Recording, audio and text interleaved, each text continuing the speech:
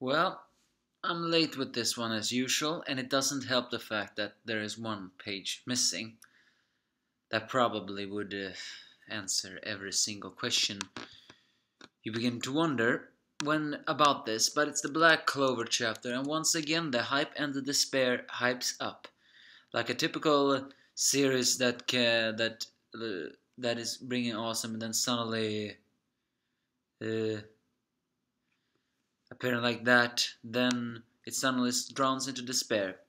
But the team Black Clover do indeed win against Crazy Sally and the Slime Monster. And although everything looks good, Baro the Mud Monster, not the Slime Monster, has one last attack, but then his brother freezes him with his snow and vows to redeem himself for everything. And Aster, being an all-loving hero as he is, admits that can forgive him if he atones for his sins and find a magic knight.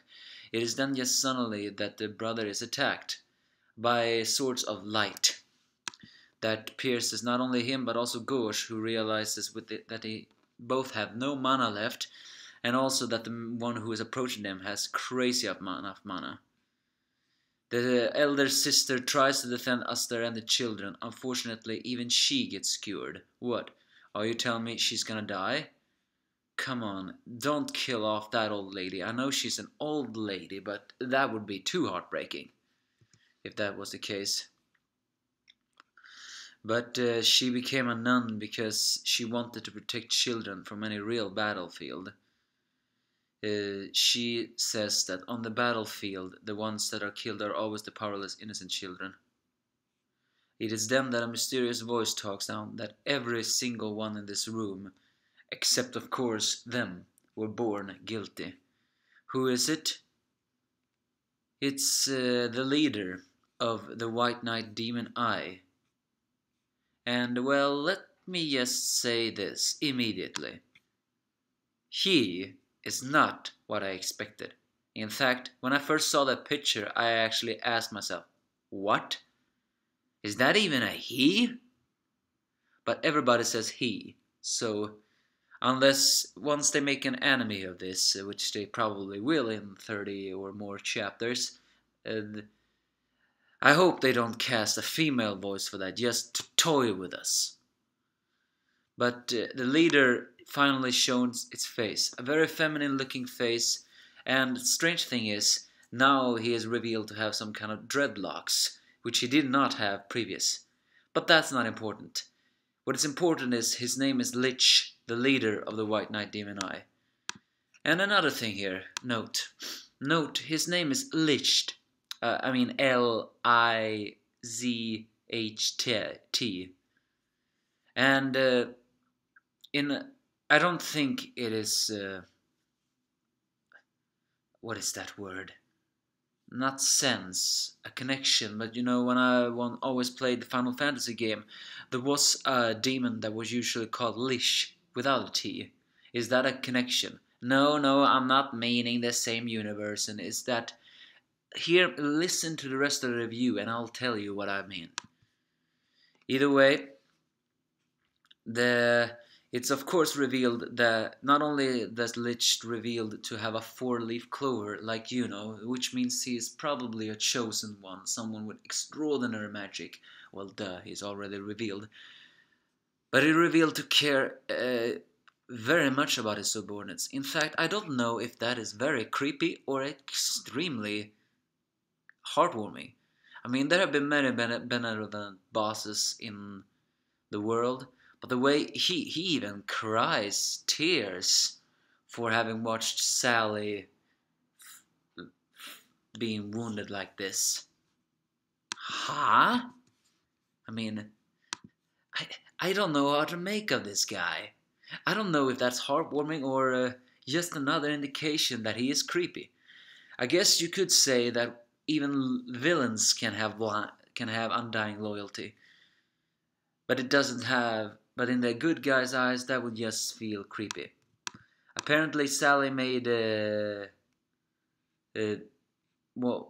something like to visit her old laboratory, so she was sent there. And Valtros, which is revealed to be the name of the dimension guy that always teleports them.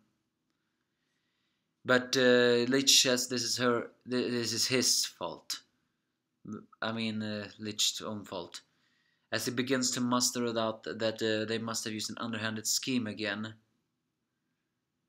He also once again says that the victims are always the powerless wrongs, but then suddenly Licht says that's wrong, because according to him, the victims are always the powerful ones. They envied, feared, isolated, and prosecuted and preyed upon. Okay. Again, I have no idea what to make of this villain. I wouldn't say that Kingdom of Clover is a completely paradise. In fact, a lot of nobility looks down on commoners. And in a way, that is not so very good. Does Lish come from such a family? Is the way he's saying that the powerful, is he talking about the nobility that is always looking down on the weak ones? Or is he mentioning something like that he had come from a family that was powerful? And he's saying that they are the real victims because other people just destroys them because, according to him, they're envied, feared, isolated, prosecuted, and preyed upon. That's just like Reedus. In a way, that logic doesn't make sense to me. But at the same time, it makes perfect sense. I mean, we all know that those who have power are greatly feared. So, but to him to attack children that technically not yet do even have power, in a way I consider that hypocritical. But oh well. He intends to make the kingdom pay and rebuild a kingdom of their own. As Asta tries to attack, he is then attacked again, because then Lich with a demon-like voice says, "You are the ones that attacked us first. Keep your filthy mouths closed." And then he moves on to the more interesting thing. He begins to assess that he demands to know how Aster got that grimoire. For the first time ever, someone has begun to ask, how did Aster get that grimoire?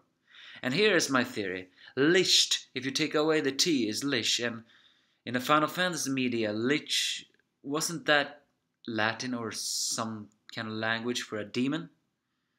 And given to the fact that a demon was cast in the shadow once Aster received that grimoire, could it be that Lich has a connection to demons? I mean, he even has named his terrorist group the White Knight Demon Eye. Could there be a connection there? I mean, to the demons and Lich. Moreover, he is the only one who knows what that grimoire is. In fact, he even decides he's gonna take it, which is pretty weird. The Sorcerer's Emperor tried to take the sword and he realized it sucked away his mana. If Licht has mana, doesn't that mean the grimoire is useless in his hands? Or again, is that hinting that Asta's grimoire is more than just an anti-magic one?